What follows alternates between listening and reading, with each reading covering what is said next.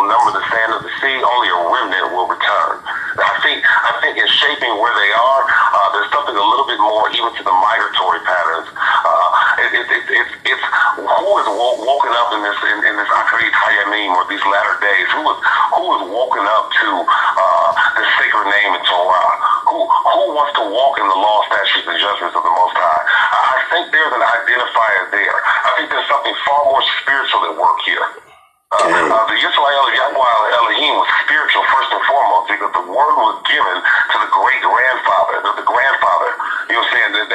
That situation, that is far-reaching of any type of genetic guideline, because we know that Abraham had additional sons through Qanath, and then the sons that he had through the progeny of Yisrael. So, there's a lot that has to be brought there, but that specific people, as the text calls us, the apple, or the pupil, or his focus.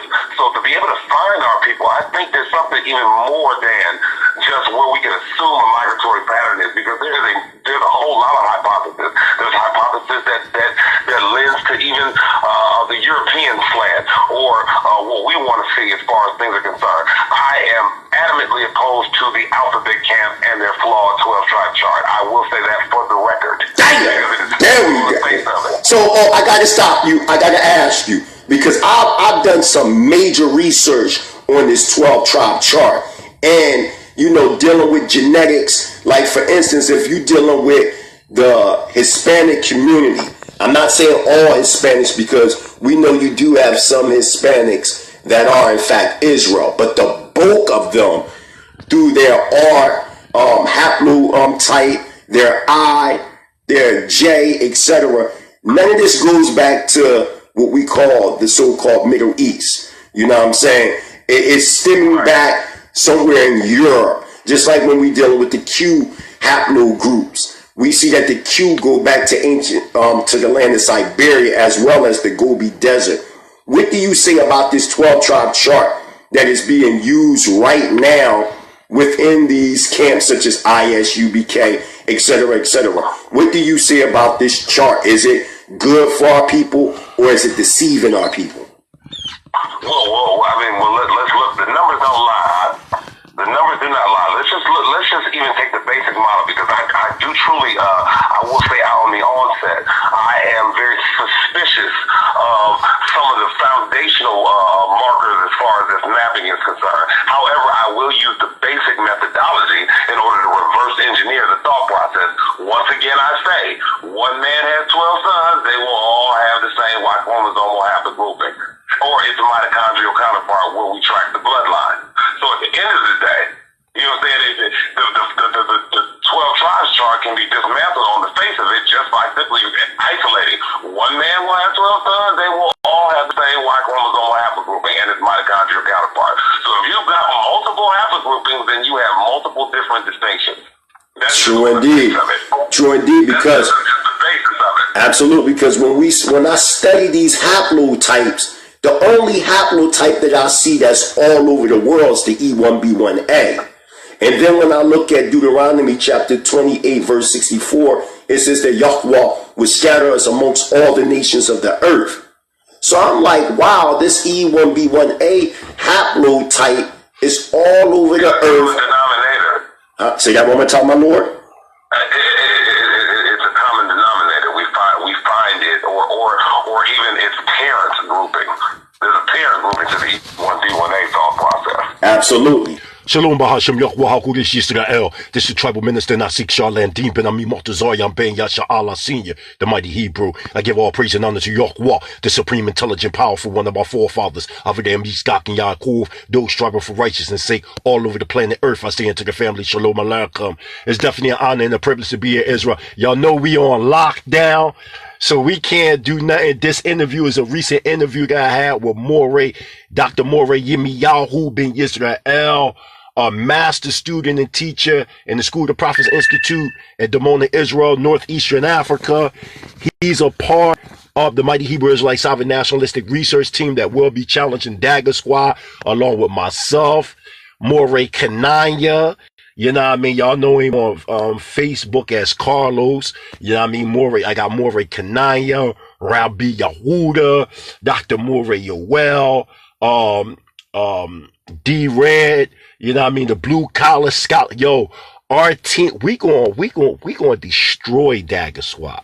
We going to destroy it. Listen, when I say we going to destroy them, family, we going to destroy them. Let me put the charge in. So I'm going to have to hold this up for a minute because it's running out. But this is part 2. Y'all already heard part 1. This is us coming at Dagger Squad as well as the Ancient Watchmen and the 12 Tribe Chart. Or listen, I keep telling everybody, all Hebrew Israelites don't come from out of these one West camps. So I'm showing that the school of thought as a Hebrew Israelite sovereign nationalistic background where I come from is totally different from the one West camps. Let's get it. This the mighty Hebrew tribal minister Prince Charlandine.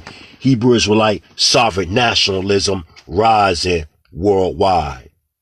Absolutely. Now here's a little question I have to ask you that might shake up the Afrocentric world, because a lot of these brothers from House of Consciousness, Sinetta, all of them, they watch me do lectures all the time.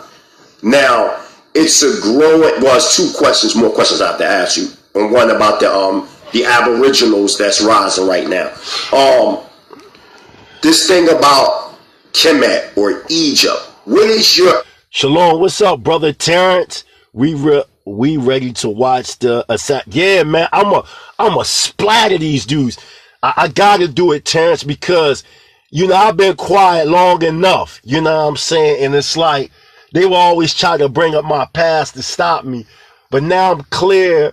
And they still try to bring up my past. I'm gonna tell, like, I don't even give a fuck. I just want to smash these dudes up and bury them. Garfield, like, well, won't you talk to me one-on-one, mighty? No. I want to destroy your whole team, so I ain't got to worry about, okay, if I destroy Garfield, you know what I'm saying, then you still got Rob Bourne and others that's a part of the Dagger Squad. So we might as well just destroy the whole entire Dagger Squad. It's like, all right, the mighty Hebrew Israelite Sovereign Nationalistic Research Team versus Dagger Squad. We do this live and direct after this whole coronavirus is over. We're pushing for at least around September, October. We're going to do it live and direct. We're going straight to their town in New York, man. And we're going to sever the dome. We already making arrangements to fly the brothers over here from Demona. Man, I'm going to fuck these dudes up. Because for me, it's personal. Not only have you assassinated, you know what I'm saying, the Hebrew Israelite culture with your lies, deceit, and deception. Also, you know, there was some slanderous remarks from the other side when it pertained to my family and my children. So this is personal. And after this, I'm never going to I don't fuck with the boy at all because of what he did in the past. But watch this. Listen to the interview. I'm coming to destroy these dudes. The team is ready. And there's one more person on our team, but I gotta keep it for a surprise. So it's myself, Moreh Qanath from over in Israel. You got Moreh Yirme'Yah from over in Israel. Rabbi Yehuda, all them over from Demona. Myself, D-Red, the blue collar scholar. Man, we gonna fuck these dudes up, man. We gonna destroy these dudes. I can't Moreh Eliyahu, you know, oh man, I can't say this last name. I gotta keep it a surprise. But when y'all see who this boy is, y'all gonna be like, damn, mighty Hebrew really did these guys dirty. Let's get it, y'all. We back at the interview that I just did with Moreh, Dr. Moreh Yirme'Yah ben Yisrael from the School of the Prophets. We coming for you, Dagger Squad. Hebrew Israelite sovereign nationalism rising worldwide. This thing about Kemet or Egypt. What is your understanding of Kemet? And you see many so-called African Americans, not many, but there's enough that's rising dealing with this Kemet ideology. What do you say about that? And do we have descent from your understanding of these people at all? At the end of the day, our people, because we have had a stolen identity, if we look at Tehillim, the 83rd Division, we're talking about the people that were co-conspirators on removing the name of Yisrael so that it no longer existed. So people that have never had an identity will grab hold to things. You know,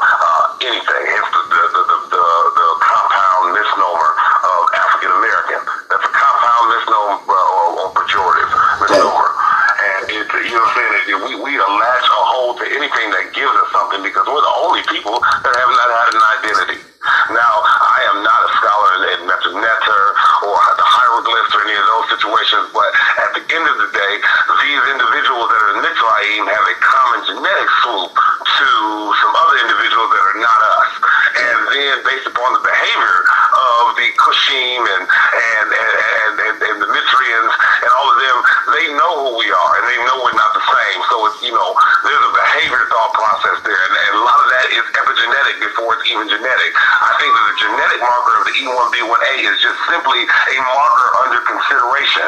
It gives us something to work with.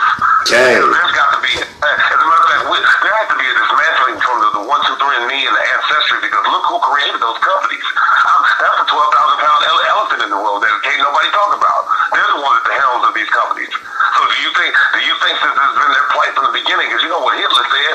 He said because the one thing that they do not want, worse than anything in the world, is that the world collectively wake up and realize that the true children of Israel are the Negro. And that is what Adolf Hitler said. You know what I'm saying? So that, you know what I'm saying? So there's some stuff that's just a little bit more present in the evidence. Especially if I were to look at the evidences. We fit the curses. You know what I'm saying? We're just trying to attach ourselves to a dynasty of great repute, but at the end of the day, look what the Most High did to them for the sake of us. I'd much rather be attached to. Okay. I root for the underdog. Absolutely. The underdog is greater, is going to be the end of all things. Absolutely. So, okay. So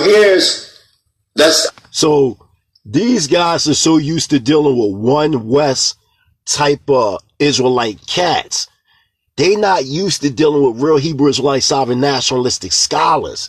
So in their mind, they think we gonna come, Reuben, the Seminole Indians, Gad, the North American. We ain't coming with none of that shit. The 10 tribes of Israel, we saying we're into Africa. Okay?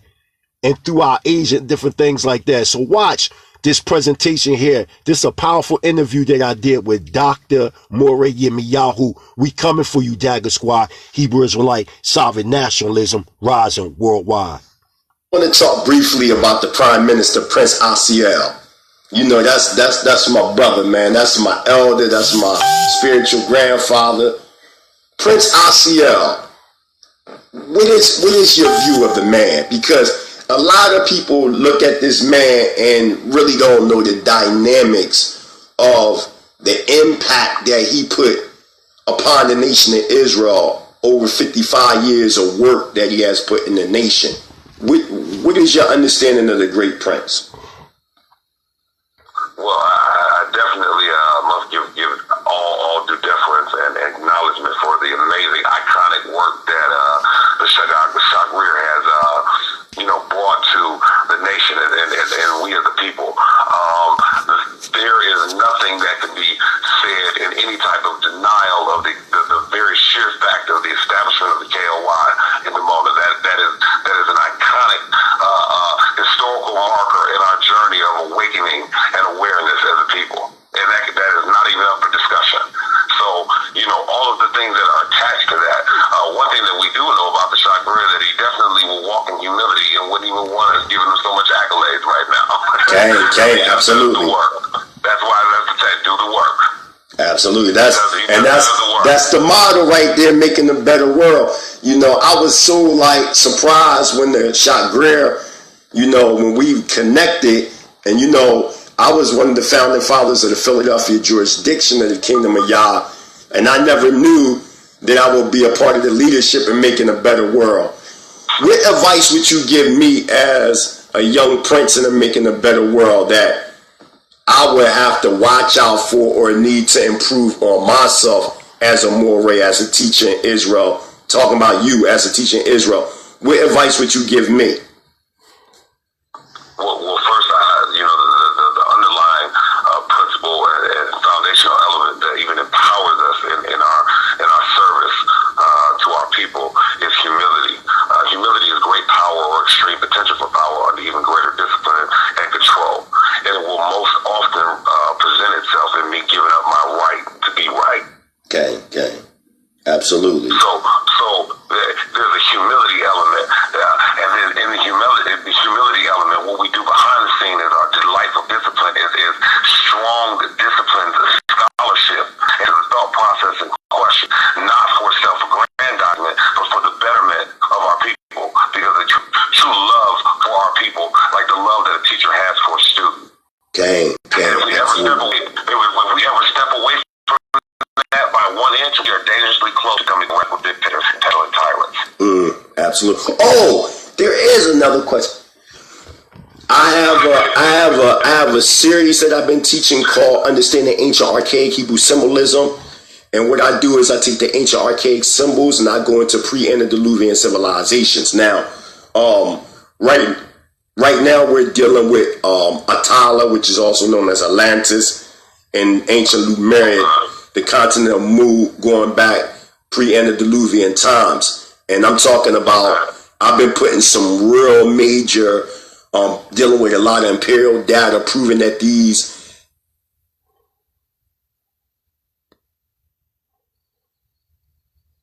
civilizations did actually exist. What do you say about pre-antediluvian civilizations, those that came before ancient Egypt, Sumer, Babylon? What is your understanding of the pre-antediluvian civilizations? That is definitely a course of study that is on my bucket list. I will say I am not at this present moment. I don't think that I am of the scope and the depth that I'm sure the work that you've put in to even give an adequate response to that. So I'll definitely respectfully digress. But I would love to have further discussion with you about that, because I have an insatiable appetite for learning. Absolutely. So I definitely would love to deal with that, because I'm pretty sure some of that lends to giving us a better dynamic and landscape of exactly what was going on leading up to the advent in question. Absolutely. Also, this situation right now, this is a geopolitical question. 2 more questions and we done. This is a geopolitical, I keep saying that. This is a geopolitical question.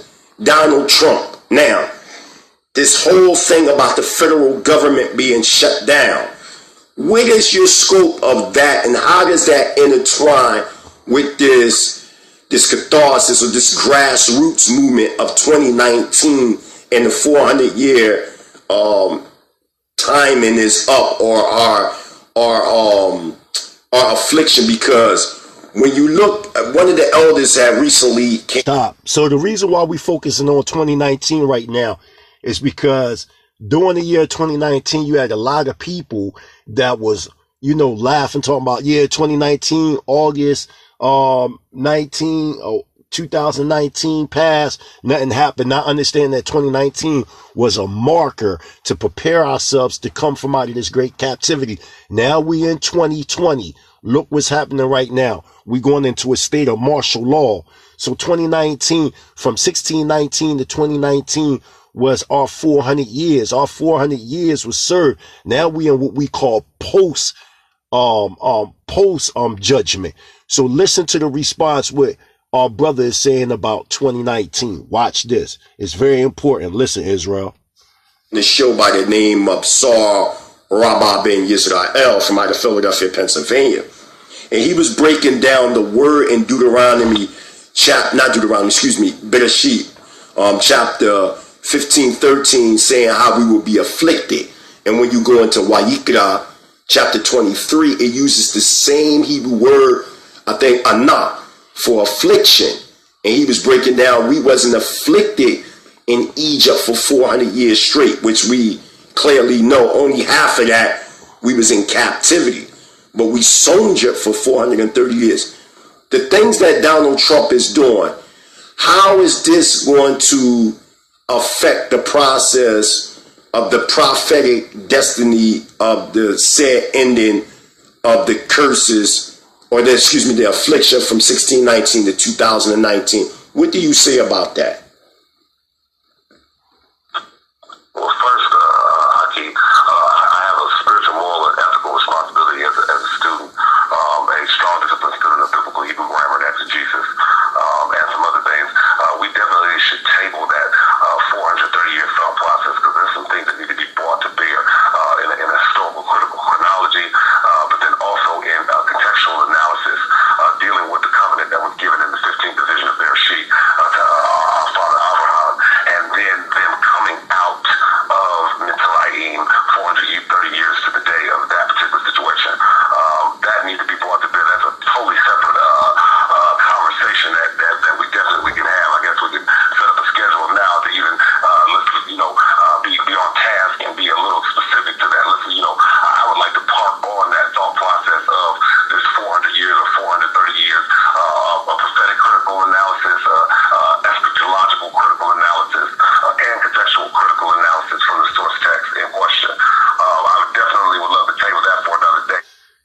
Shalom Bahashim Yahweh HaKodesh Yisrael.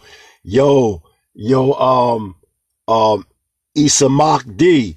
Yo, Iman Isa. You see what we gonna do to these balls, right? You see the setup, right? I got them since they want to talk all this about Israel. Don't have no scholarship. We don't have no historians. Okay, we gonna see. All right, it's time to take our family out of these one West mind states, and that's bring forth real academia scholarship amongst the children of Israel coming from out of the land of Israel. Let's get it. Hebrew Israelite sovereign nationalism rising worldwide.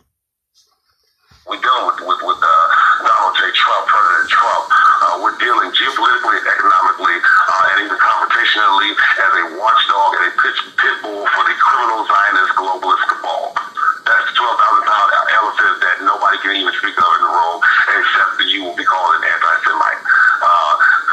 If we do not look at the scope of Donald J. Trump in that vein, we have missed it. It has nothing to do with racism. It has nothing to do with anything. This is evidenced by the fact that even in the midst of a government shutdown, that the first legislation that came on the floor in the convening of this latest Congress, where the Democrats control the House and the Republicans still narrowly control the Senate. The first bill that came up was an anti-boycott, divestment, and sanctions movement, and then the employment of an envoy with ambassadorship status within the government in order to combat anti-Semitism as some type of task force wherever it may rise. And Semitism is not talking about Jew hating or anything of that nature. It's literally talking about the evidences of true criminality, war criminality, and crimes against humanity that are perpetrated by the current occupiers of Yisrael. That is what is to be looked at. And if we do not look at it from that vein, that is the 12,000-pound elephant, as I just said, in the room. Every bit of our foreign policy over in this daughter of Babel is shaped around the tenets of Tel Aviv. Up to the moving last year during the 70th year anniversary of the Nakba, which is a great tragedy according to the Palestinians, and this situation, the move to Yerushalayim, which is not even, sanctioned as far as the United Nations and everything, if we look at it in that light, they have not been able to get this government off of shutdown, yet they are able to get bills to the floor that protect the apartheid, genocidal, war criminal behavior of those imposters in Tel Aviv. Wow. Hallelujah. Hallelujah.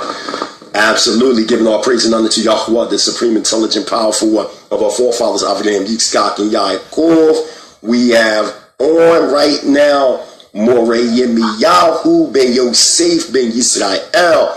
It was definitely an honor, man, to have you here, man, just to give a little brief synopsis based on a few questions. But we will definitely get you on Global Media Inc. because we got to really get it in, because like I've been telling Israel, you got a lot of what you would consider sleeping giant historians, anthropologists amongst our midst, that teachers that people just don't even know about. And I'm just glad that, you're safe.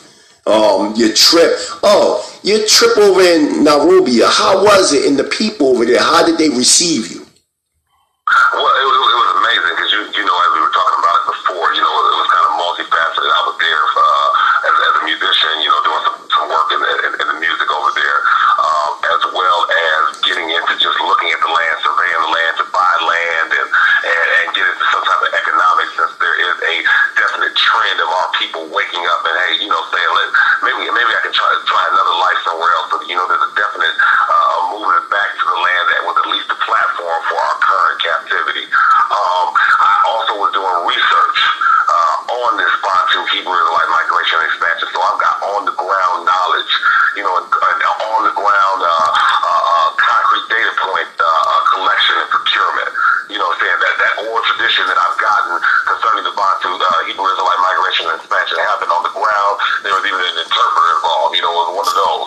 So I definitely had an experience. The people are beautiful. They're amazing. As a matter of fact, it is a point of record that any country on the continent that has liberated themselves from European colonization happened through a Bantu. not even the indigenous people, not the Qanath.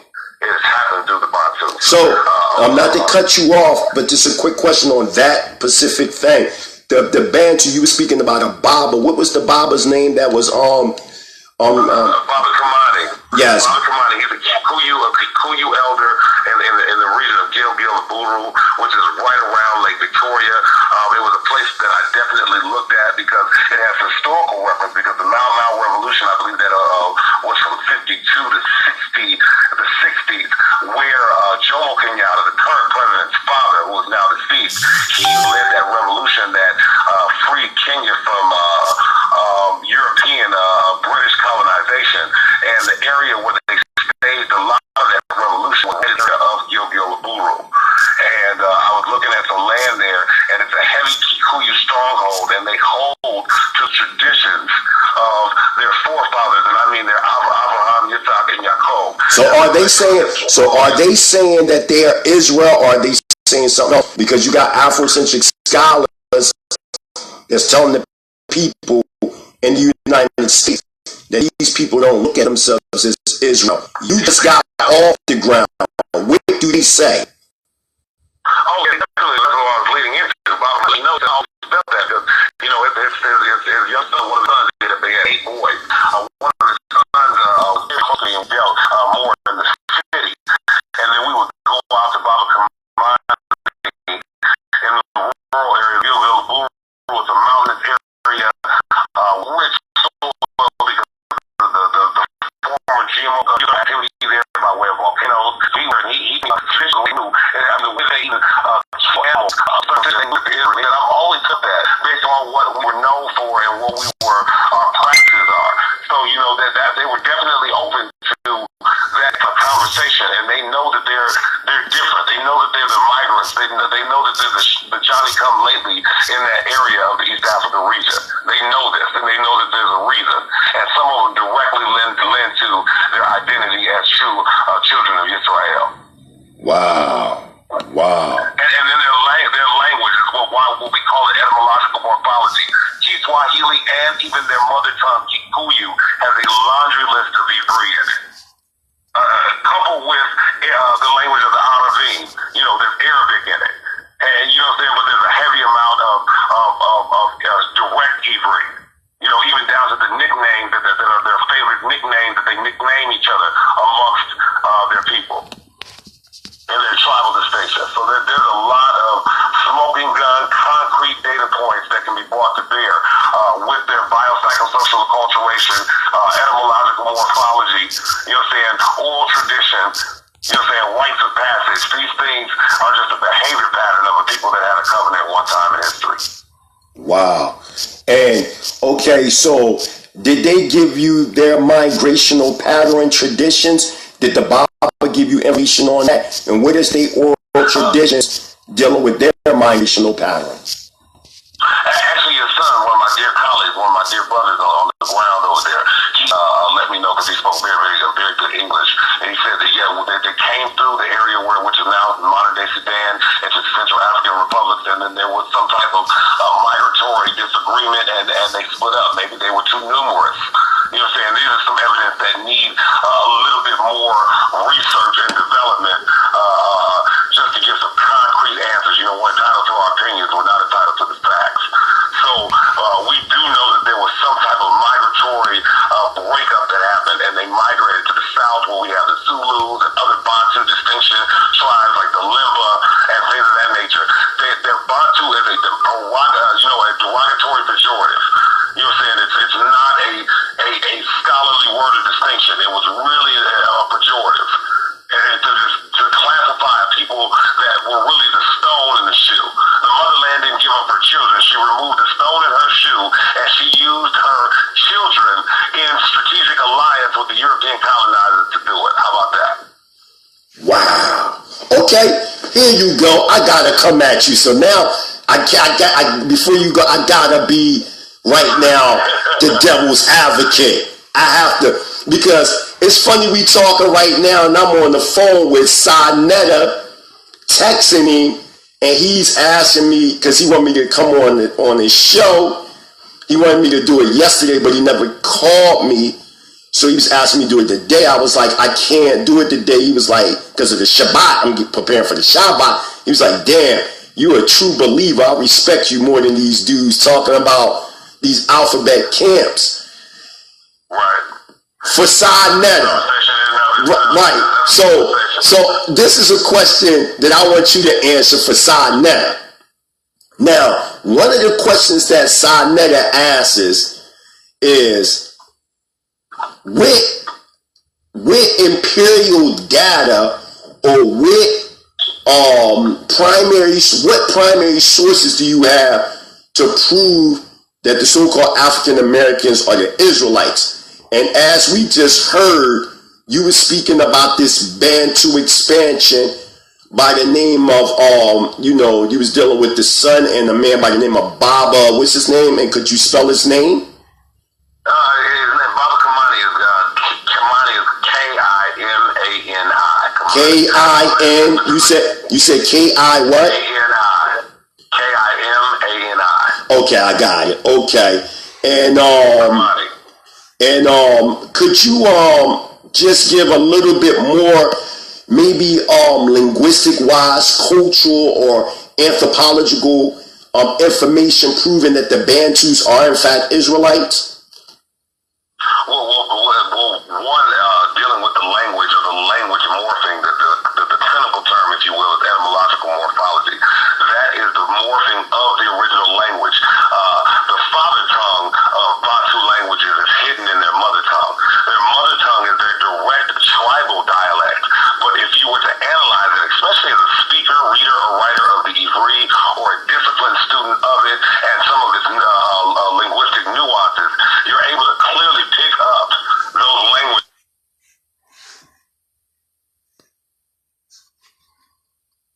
The Ivri for water is Mayim.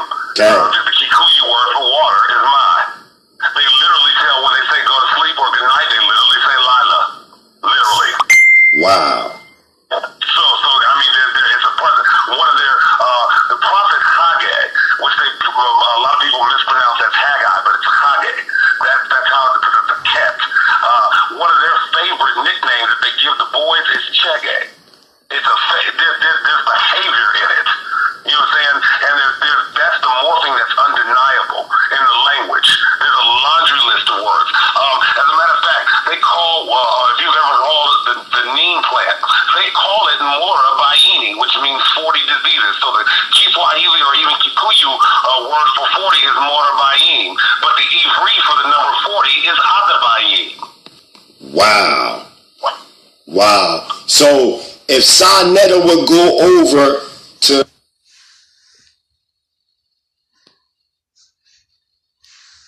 tell him that we are in fact Israelites, if Sinetta would go over there to East Africa. They wouldn't say things. They wouldn't say things. In fact, it would be the collegiate that were on the ground. It would be the researchers on the ground that harvest and excavate or exegete this type of knowledge from watching the behavior patterns, analyzing the etymological morphology. Then we can make the connections between ourselves through phenotypical analysis. Now, some people try to make a distinction between the tribe of Ham and the tribe of Shem on the continent. That's a little bit more. It's a little bit more difficult to do, but to be able to look at the phenotypical analysis, which is the way that the face is shaped, or the shape of the eyes, the shape of the body frame type, we are able to, when looking at our people over here, and then looking at the body type of the Bantu distinctions that are all spread on the continent, there are extreme similarities, and that's phenotypical analysis. One reference of repute that I could reference when dealing in the study of phenotypical analysis would be the work by Joel A. Rogers, Sex and Race, Volumes 1, 2, and 3. That's Joel A. Rogers or J.A. Rogers, Sex and Race. And, of course, there's a lot of racist overtones and undertones within that work. It still helps us to isolate through phenotypical analysis the shapes and the looks and the hair textures and some of those things. A lot of those different connectors that can be made there. And then some of the common denominator, it's strictly amongst the Bantu people, because the sons of Ham through the Mitzrayans or the Nubians or the Cushim or the Nilatim, the Cushites or the Nilots, which is a distinction of tribal Edification is the Luo with the Nyla team or the Nylots. You know what I'm saying? There's different phenotypical things that can be brought to bear, but that's extremely subjective and has to have great scrutiny when going through the methodology of that and then attempting to present it once you have the reproducibility of results. Does that make sense? That makes perfect sense. Okay, and closing out, do you want to say anything to the family, to Israel? Well, I'm in this for them, you know what I'm saying? And, in the age of metrics and analytics, we were talking about that earlier, where people just want title and distinction. You know what I'm saying? Some of us are still in it for our people. You know what I'm saying? And those are the ones that the Most High, especially in this latter day, you know what I'm saying, these end times, or he will utilize those of us that have a pure heart, that approach this from the real prophetic power of being integral as rams before the flock to reunite our people so that we can ultimately have that mending of the one stick, if you will. And those of us that understand what's going on in this latter end, coming towards the end of the case as it is in Ivri, we need to see our position and we need to play our position. It's not no big eyes, it's not little U's, it's not individuals that want to make the Yisrael of Yahweh Elohim proprietary to them. That's not going to work. That is an exercise in futility and a fool's errand. And it's always going to have a glass ceiling. If we are not used as rams before the flock just to go, as the word says in the 23rd division of Yehezkel or Ezekiel, it said, I will bring you into the wilderness of the people where I will deal with you there, just like I dealt with your fathers face to face. However, I will purge the rebel from among you. That is what we need to move with. There's a scholastic and collegiate or educational element that must be brought to bear in this, but our identity is far more than just head knowledge. Our identity deals with a spiritual situation. We are a spiritual people that have a cultural identity and a nationality and a reawakening that is on the horizon, because there is nothing that can stop an idea whose time has come. Hallelujah. Giving all praise and honor to Yahweh, the supreme, intelligent, powerful one of our forefathers, our name Yitzchak and Yaakov, those striving for righteousness' sake. I say to the family, Shalom Aleichem. It was definitely an honor and a privilege to have you. I can't wait to get you on Global Media Inc., yo. I knew you were sharp on the sovereignty. I knew you were sharp on that, but damn, on history. Yeah, we gotta definitely have you, because a lot of people, they don't understand the Bantu expansion. And one of the things, and I keep saying we gotta go, but things just keep popping up in my head. And one of the things that I was looking at more or less was the DNA haplogroups, and I like how you're going more into the cultural and behavior patterns, which in fact is taking it spiritual, which in turn manifests as material matter, as the late Adonai Rabbeinu said best in the book Everlasting Life from Thought to Reality. Everything must materialize first by the way of thought. And it seems like this is your approach, going into the thought process and manifesting action of that thought process. And that's what we have to look at, meaning behavior patterns. Do the Bantus act Egyptian or Comedian? Do they have similar psychological behaviors? Things like that. And that's something right there that I haven't really seen people expound on, but you're expounding on it.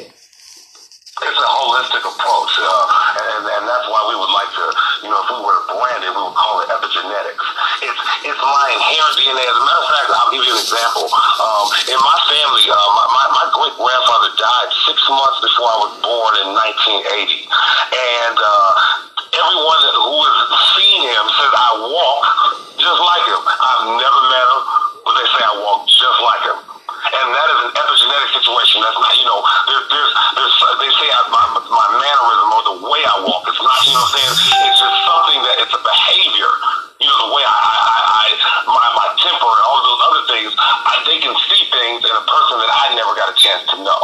And that there's a genetic thought that needs to be brought to bear, but there's also an epigenetic thought. And if we look at spiritual epigenetics, because Yisrael will number the sand of the sea, but only a remnant will return. Shalom. Yeah, Iman Isa, I seen that, John.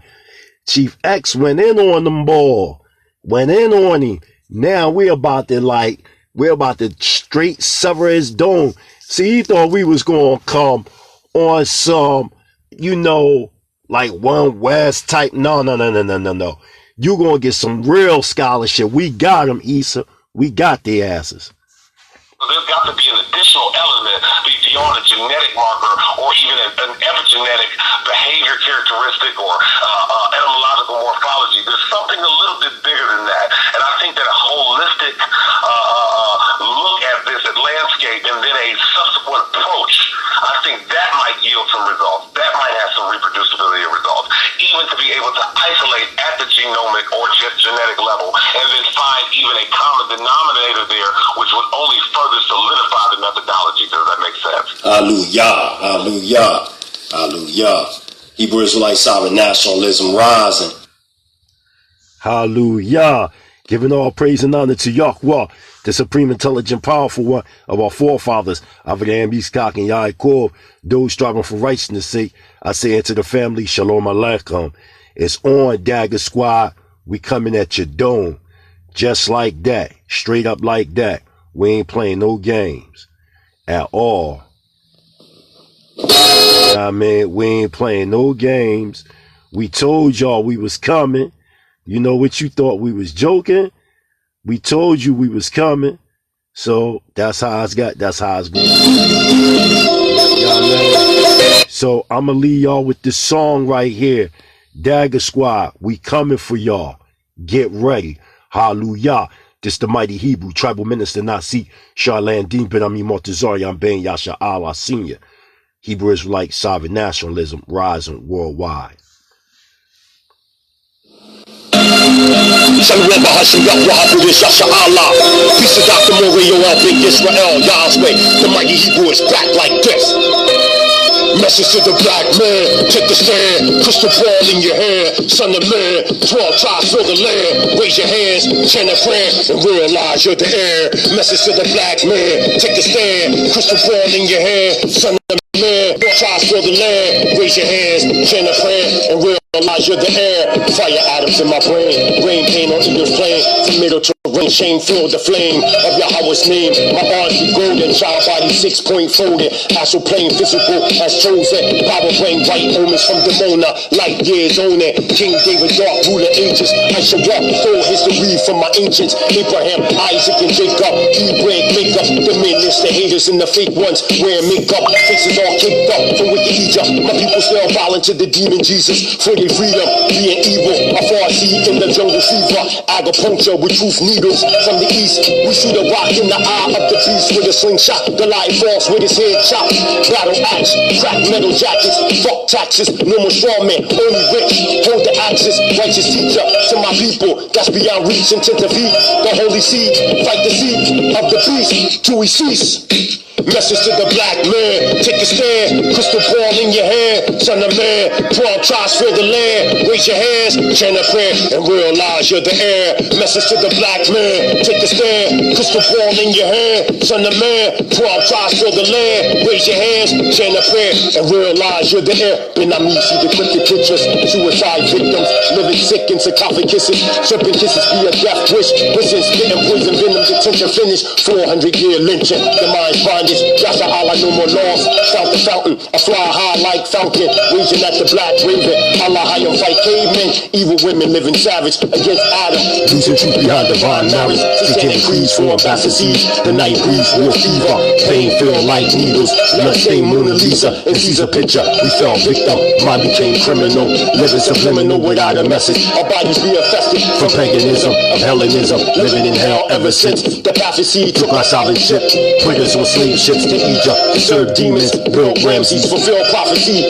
We be leaders. Rise above all people. Rule in infinity. Deuteronomy 28 overseen. Curses that gave Edom the energy. Crushing our family. High Elohim. Yah-meh, we be the true war machine. Message to the black man. Take a stand. Crystal ball in your hand. Son of man. 12 tribes fill the land. Raise your hand. Chant a prayer. And realize you're the heir. Message to the black man. Take a stand. Crystal ball in your hand. Son of man. 12 tribes fill the land. Raise your hands, turn to prayer, and realize you're the heir. Shalom Hashem Yehovah HaKodesh Yisrael. Peace to the mighty Hebrews, the mighty Hebrew Israelites, sovereign daughters of Zion rising. Nasi Yashavel, Killer Priest, Hellraiser, tell her be the Queen Bee. Divine Prospect, peace down to Allah. Captain Yirme'Yah, Queen Qanath, F.O.P.E. Lions of Israel, Shema Israel, Bini Yadat, Nasirah, Prince Kaz, all the Israelites, Prince Asiel, Prince Amiel, Manashi, my Yiladim, my Mishpachah, Israel, all over the four corners of the earth. We rise in Hebrew Israelite sovereign nationalism. Nothing can stop us. Hallelujah. Hebrew Israelite sovereign nationalism rising worldwide.